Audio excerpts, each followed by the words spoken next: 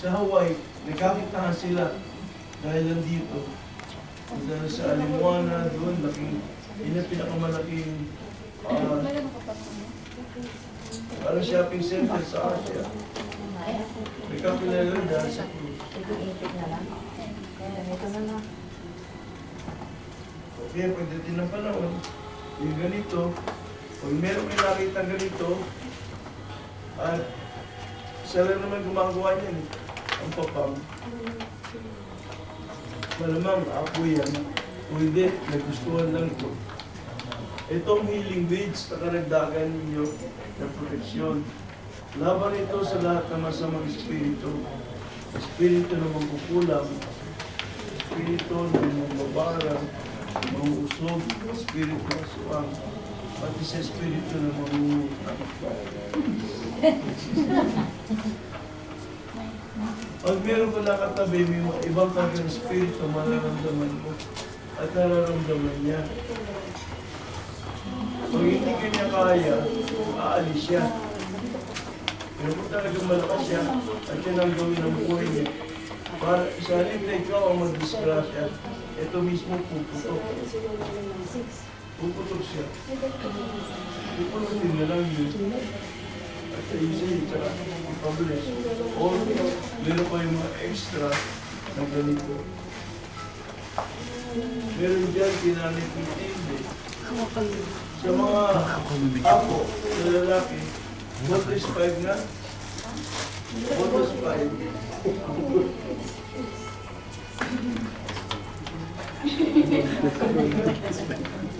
Kasi hindi kayo makakalapit kung hindi kayo na-what is 5.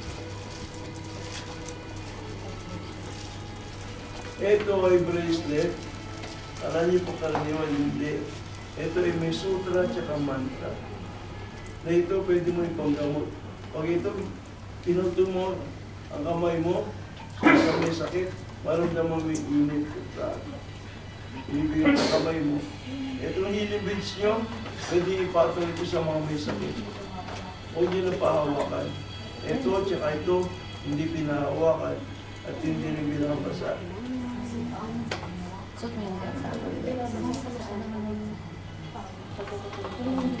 Kaya kung gusto niyo magkaroon, nandiyan dyan, hindi na dala. Pero sa buong mundo, lahat ng alas mga ako, nagkakaroon yan. Sige nanay, salamat. So yun ang tatong naman. 7 po. Siyam na. Siyam na po na. Sige. Pagkita mata anak, dasal kayo.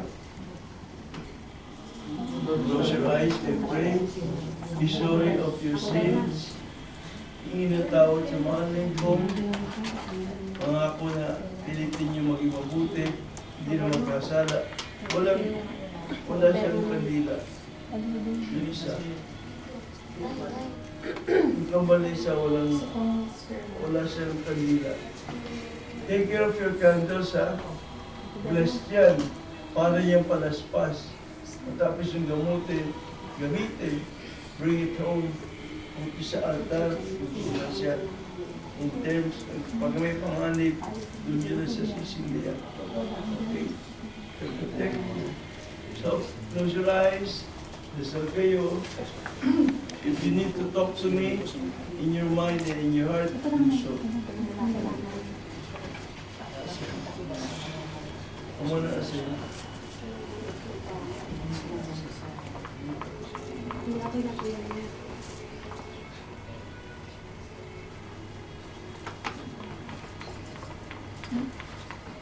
Ang papanga kung sa linggo lang dito ng umaga, alis na papunta ng Pilipinas. Kaya bukas, kung mayroon mo nahabol dyan, hindi na ganito, especially na lang. Kaya kung mayroon pa kayong kilala na gustong magpatatak, holding lecture lang, pwede silang tatakan. So close your eyes, dasal. Nanay Clotilde, anong bayan dati ang binaba? Yung una, Malabara, tapos Alexandria. Sige. Punta tayo sa Jerusalem. Sa Jerusalem, unang bumaba ang Espiritu Santo. Doon unang naibuo ang simbahan, one Holy Catholic Apostolic Church. They were all commissioned to go and spread the good news of salvation, bas binyagan ang lahat ng mananampalataya. So mula sa Jerusalem, ang susunod na puntahan ni San Pedro ay doon sa Antioch, sa Syria. Ikatlo ay sa Alexandria, sa Egypt. Ikapat, Constantinople, doon sa Turkey. Ikalima lamang ang Roma, sa Italia. O Diyos ko patawad.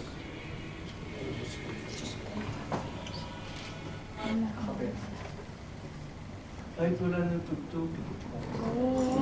Diyos ko'y patawad. Yung mag-a-assist, yung panakandila, pag napit sa inyo. Gawa kong sala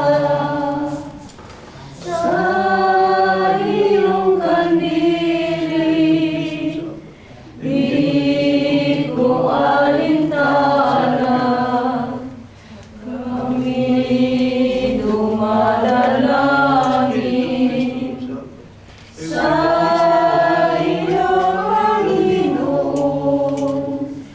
Sana ay gawad ang kapatawaran kay saklap ng buhay.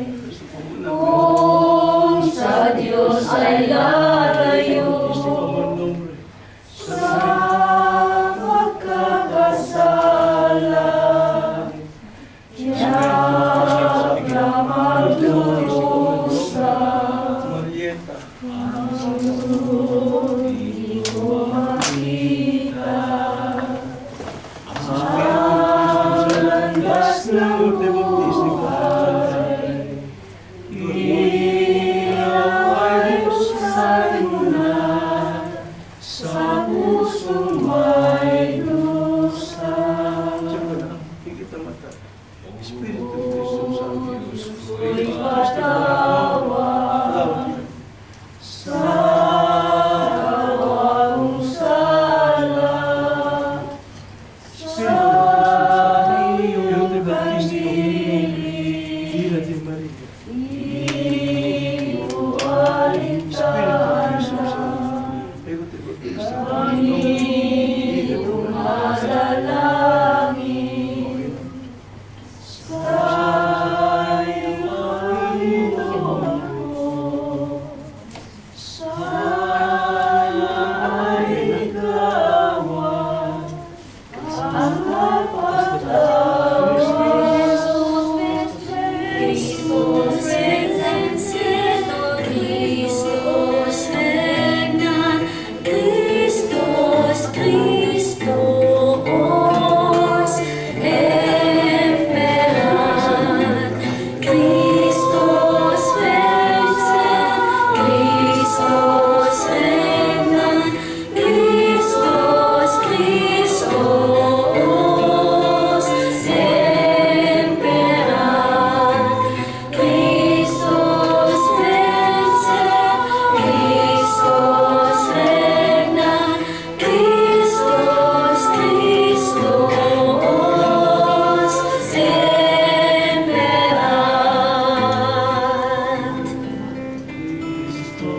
Christos vincit, Christos regnat, Christos, Christos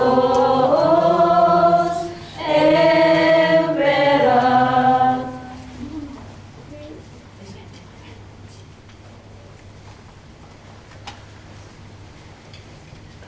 Maring maimulatan yung mga mata, makinig sa akin. Ang kalintulad niyo ngayon ay mga bagong silang sanggol.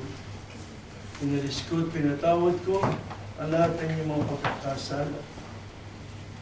Ay hindi ko kinuha ang inyong mga kalayaan. Dahil kailangan niyan upang patunayan niyo sa akin na kayo nga'y karapat-dapat sa aking pagtitiwala. Ako inyong puno, kayo ang aking mga sanga. Ang mga sangay dapat lagi nakadugtong, nakakabit, at kaysa ng puno, upang daluyan kayo ng dakta, ng buhay, ng kabanalan, ng karunungan, ng katwiran. Magsilbi kayong asin ng mundo. Ang asin na wala ang alat, wala yan silbi. Maging ilaw kayo. Sa higit na nakararami, ang sindihan o kandila, hindi sinisindihan upang ibaon sa ilalim ng kama o sa takalan. Ipagtanggol niyo ang katotohanan, ipagtanggol niyo ang katwiran, manampalataya kayong gila at magpakatulog kayo. Iwas na kayo sa kasalanan ng anak. Huwag niyo papakainin ng mga mahal sa buhay mula sa pagkakasala. Hindi, ang dulot nito ay hindi grasya, hindi tinatawag ng disgrasya.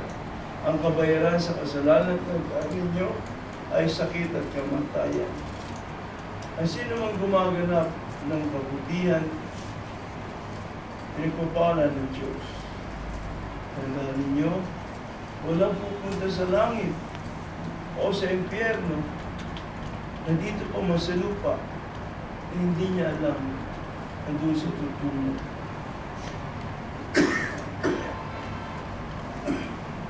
Sa kamay ng tao, walang parehong guhit. Kahit yung dalawang identical twins, pag ginano mo kamay nila, hindi pareho. Kasi bawat isang tao ay Panginoon ng kanyang buhay. Ang bawat isang tao ay kapitan ng kanyang sariling barko. Ay ibig lamang sabihin, ang bawat isa sa inyo, sa talino at kalayaan niyo, you make your own pages of your book. Walang talagang tunay na makapagdidikta sa inyo. Because each one is an independent. May sariling idiosyncrasy, may sariling likes and dislikes. Kaya umatagpo mo ang sarili mo doon sa langit. Wala kang balikat na tatapikin, kundi ang balikat mo. Malamang yung dito para sa lupa, kinibigan mo ang Diyos, sumunod ka sa Diyos, inibig mo ang Diyos. Kung sakali naman, doon ka sa apoy, sa asupre, sa nagangalit ng mga ngipin, ay masupo mo sarili mo.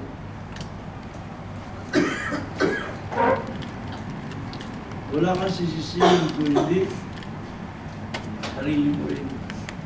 Hindi mo ibibreng ang biyanan mo, ang asawa mo. Malamang yan dito pa man sa lupa, madyamin niya ng si Satanas, kaititan, katungkitan, katsismisan, umahatol, nagnanakaw, kibay, tulak, user, at cancer ng lipunan. Lahat ng tao pupunta sa purgatorio. Ito mga taong naging kasalanan, pero bago namatay, nakapaumpisan. Napatawad ang kasalanan.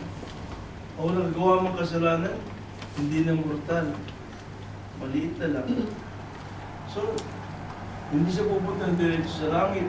Hindi naman siya pupunta diretso sa impyerno. Siya sa purgatorio. Tatlong bahagi ng mystical na katawan ng Diyos. Ay Diyos Espiritu Santo, o anak ng Diyos, o Ama. Tatlong bahagi ito. Una, sa daigdig, ang Iglesia Militante. Sa daigdig na ito, dito nakikibaka ang tao laban sa kasamaan. Either victorious ka o defeated ka. Nasa sa iyo. So ito, Iglesia Militante. The militant church. napapunta ka sa purgatorio, ano ginagawa mo ron? Kasi doon ka maglilinis, magpupurga. Iglesia Purgante ang tawag. You serve your time. Ngayon yung time mo na yan, na mahaba o maikli, lalong iikli yan, depende sa tulong at panalangin ng militanteng simbahan. Kung inaalala ka at pinagdarasal ka. Kaya importante ang ejaculation na sinasabi nyo. May the faithful departed to the mercy of God, or may the poor souls in purgatory rest in peace. Kilala mo o hindi, malaking tulong yan sa mga tao sa purgatorio. Na kapag liligtas ka, na itataas mo kagad sila sa langit. Lahat naman ng tao sa purgatorio, langit pa rin ang puntahan. Only the length of time of their stay in the purgatory would depend on their lives on earth. Ngayon, yung tao na yan, nakarating na sa langit, he blows now to the church triumphant. Iglesia triumphante. Ito na yung makonsider mong mga banal. Langit na kasi. Yan na rin marahil ay binababa ng income. Para lang magkaroon ng katuturan, ang kanilang banal, pinagsasama sila dito sa mga tagalupa para kalabanin ng kasamaan.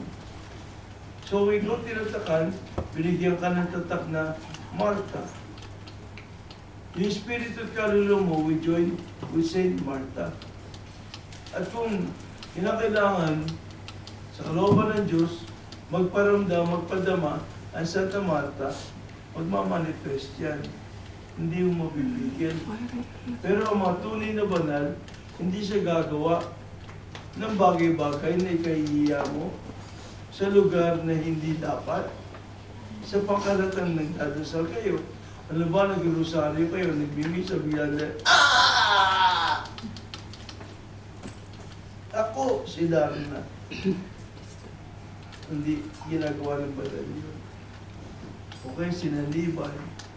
Tapos sasabi, pautangin mo ang luklukan ko, kundi matutuyo ka.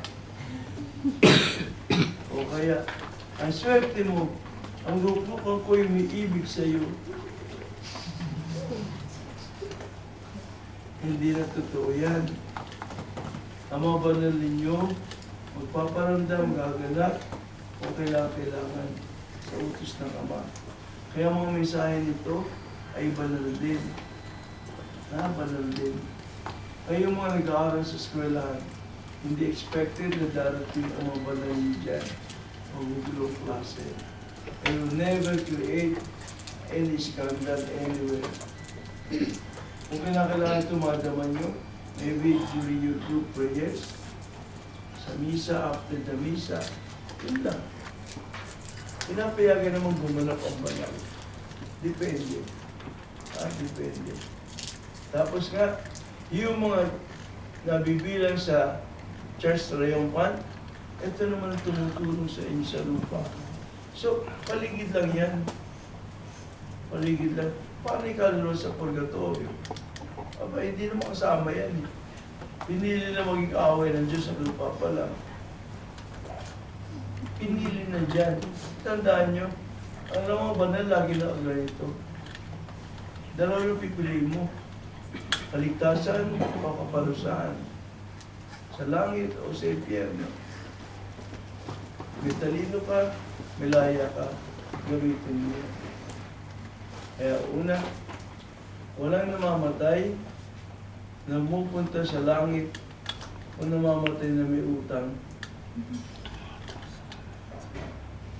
Importante mga anak, social consciousness nyo, yung inatangan ninyo, tandaan nyo nangailangan kayo. Hindi ka naman nangungutang para isahan siya. Nangungutang ka dahil ibig mo tulungan ka niya. Maraming mo, yung tao na yun, may paggagamitan siya pero mabait siya. Inunawa ka niya. Pinakutang ka. Pag-utang mo ba, talikuran mo na lang. O tapos mo sa mapaloob mo, pag pinapaalala ang utang mo, Huwag yung gagawin niya. Kahit sa 5-6 ng Mumbai. Kahit anong termino niya, lumapit ka, ikaw lumapit, hindi ikaw nilapitan, gawin mo tungkulin mo. Yung utang niya, kung lalagay mo sa spiritual, kasalanan yan. Walang pupunta sa langit na may kasalanan. Parang ganun yan. Ang kinakalahan, ang paglilinis, pagkukumpisan. O huwag naman mabigat na kasalanan. Hello? Hi! Hello. Upo muna kayo. Mahirapan kayo. Mamaya, parang makita mo yun. Alam mo sa sabi mali ang pulis, sabi mali ang pulis, dapat yung umagal ko, kasi masakit yung tuwan ko. Hindi naman sa ito, lulubod. Ang simbahang ito ay simbahang pamilya. Nagkakakilala ng mga tinatakan, kahit saan sila magpunta. Kaya, meron kayo sariling social network, alam niyo ba yan? Parang Facebook. Lahat ng tinatakan, dyan pinapapasok, mag-sign in, mag-log in, paracleto.com. Kung paano kayo nakakapunta sa Facebook, pwede nyo rin gamitin yung email address nyo, pati password nyo. Paracleto.com. Tagalog ay spelling PARAKLETO.com. Yan, pwede na yung magkwentuhan ng mga tinatakan. Eh, basta nyo gusto sa Facebook, mata lang, pinakikita pa, selfie. O di pwesto. Adik. Eh, doon yung gawin sa paracleto.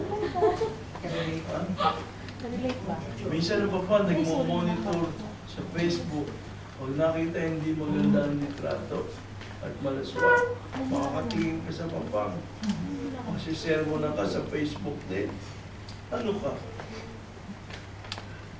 Ano ang ginawa mo sa buhay mo? Eh, ingat lang. Ingat.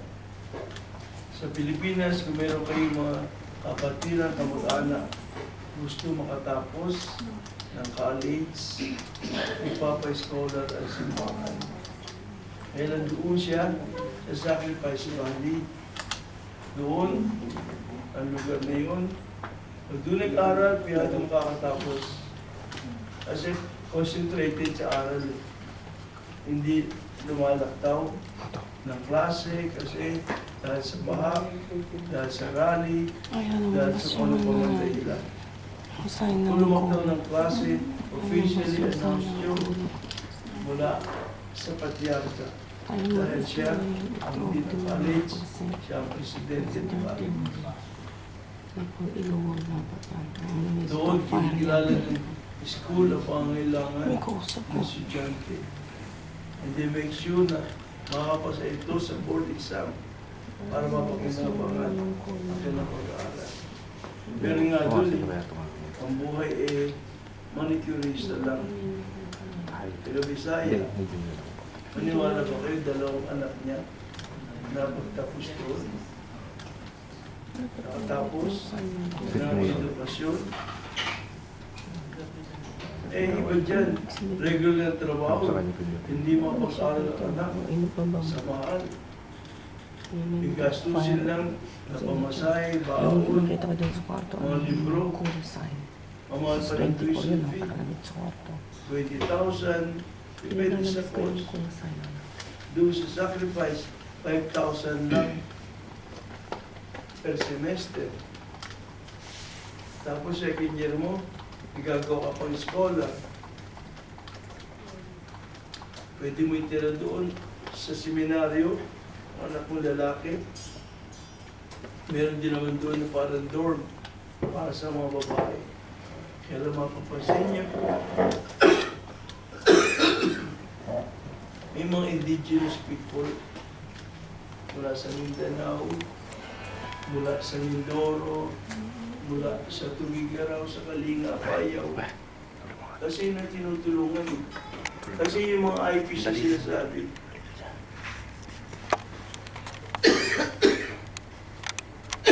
kahit sa probinsya, pa nag-aaral sa bayan, inaapi, tinutukso. Yung mga yan daw, may buntot. Wala naman. Kung lalaki, nasa harapan naman. Wala pa sa likod. Yung mga babae, meron ko. Hindi, biro lang yan. Tapos yung mga kulot, nahihirapan sila makisama sa mga unat. Kasi yung kanila daw mga buo, water repellent, hindi tinatablan yung tubig. Which is totoo naman. Yung mga igurot, ayaw magpantalon, talagang presko sila. Pagka kakalog-kalog.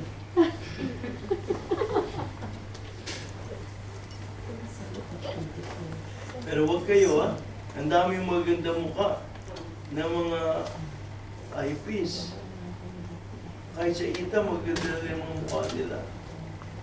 Yung mga mangyan, may igurot. Minsan maganda pa ang mga mukha nila sa tagbayan. Saan mababait sila?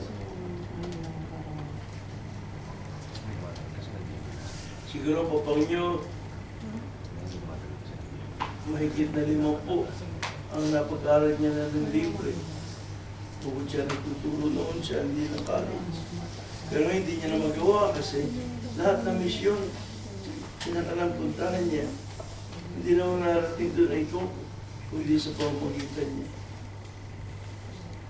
Ngayon nga, dapat nagpapahinga ng papang. Pero nandito sa inyo, napahinga na siya nung Palm Sunday, tsaka Easter Sunday. Pero hindi rin. Easter Sunday, 700 mahigit sa Sacrifice Valley. Tinatakan ng Easter Sunday. May tanong, magkakaroon kayo ng ID? Pinunan ba sila ng litrato? Sa isa. May ID kayo niyan. Ang pinakasentro ng ganapan ng ACC, kung Roma ay doon sa Vatican, ito naman sa ACC, dyan mismo sa Lupang Banal, sa Ecclesiastical Estate of Sacrifice Valley, Hermosa, Bataan. Napanood niyo ba yung pelikula? Buo, hindi naman. Sa punto ng mayor, nakita niya. May ginalang. Ayaw ko pang eh. Kaya mo. Kasi mapang yung mayor doon. Oo. Kasi bumayad pa ng artista. Yung mukha ng artista ay napapang.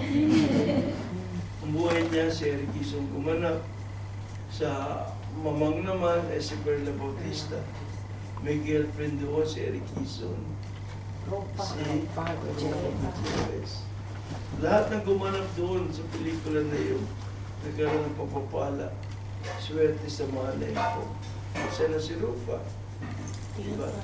Munta na siyang maging Miss World. Pinagbati ng Ingkong, si Eric Quezon, tsaka si Dolphy, na since noon pa, hindi sila nag-uusap. Si Perla Bautista hanggang ngayon aktibo.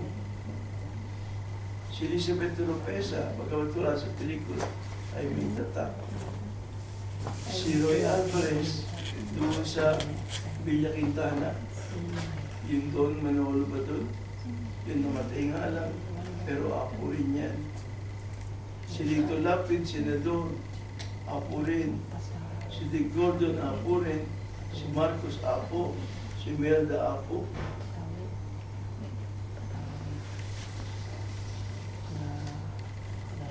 Si Erap, apo. Pero ang ACC malapit sa mga namumulo sa bansa. Ang papa nyo naging bakasar kay GMA. Ganun din naman sa sila era, ang talagang iniwasan nila, yung may kinalaman sa mga Pino. Pati si Fidel Ramos, iniwasan nila. Ave Maria Purísima. May tanong wala. O mga apo ng Dubai, lapit na dito. Papaalam na dito.